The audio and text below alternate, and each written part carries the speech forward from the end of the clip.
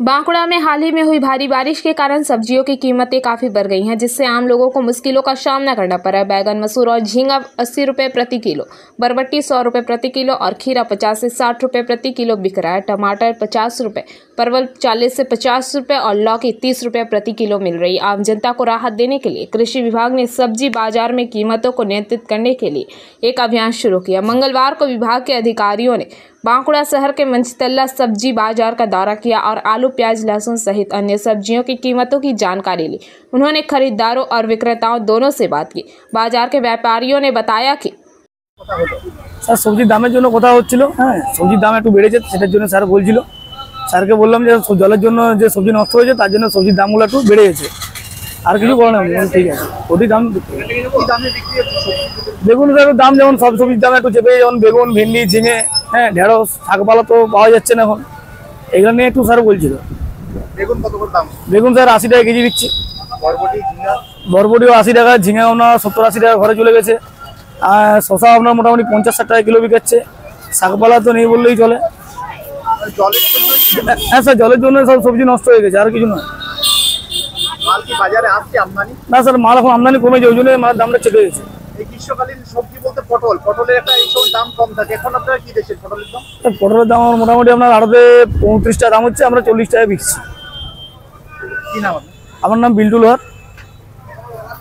কি দেখছেন? হ্যাঁ, বাজারে তো এখন সবেরই দাম বেশি, সবজিপত্রের দাম একটু বেশি আছে।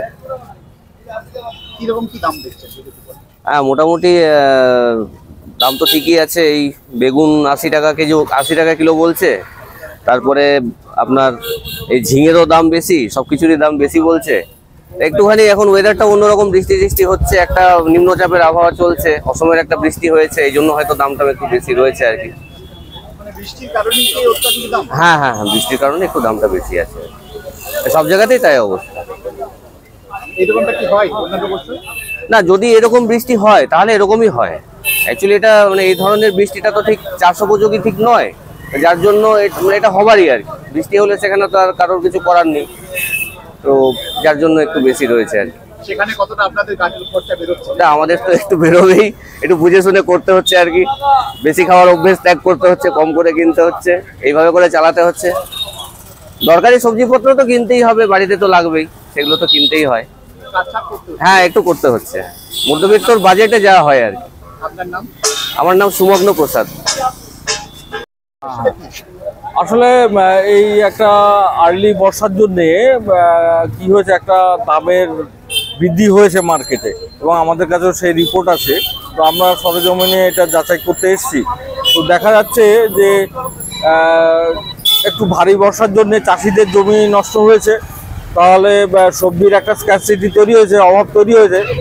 এটা এরকম নয় যে চাষি দাম পাচ্ছে না, চাষি বেশি দাম পাচ্ছে। যেটা বোঝা গেল যে দোকানদাররা বেশি দামে বিক্রি করতে তাদেরও অসুবিধা হচ্ছে।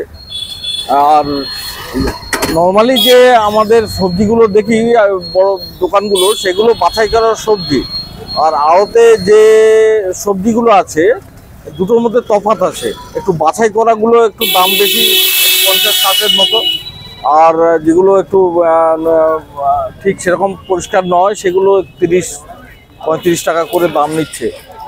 এটা এই সাময়িক, যেটু মনে হলো সাময়িক বিষয়, কারণ চাষিদের ফসল আবার ওঠা শুরু করবে 15-20 দিনের মধ্যে, তখন দাম নর্মালাইজ হয়ে যাবে। আমাদের এটা অনুভব হয়েছে।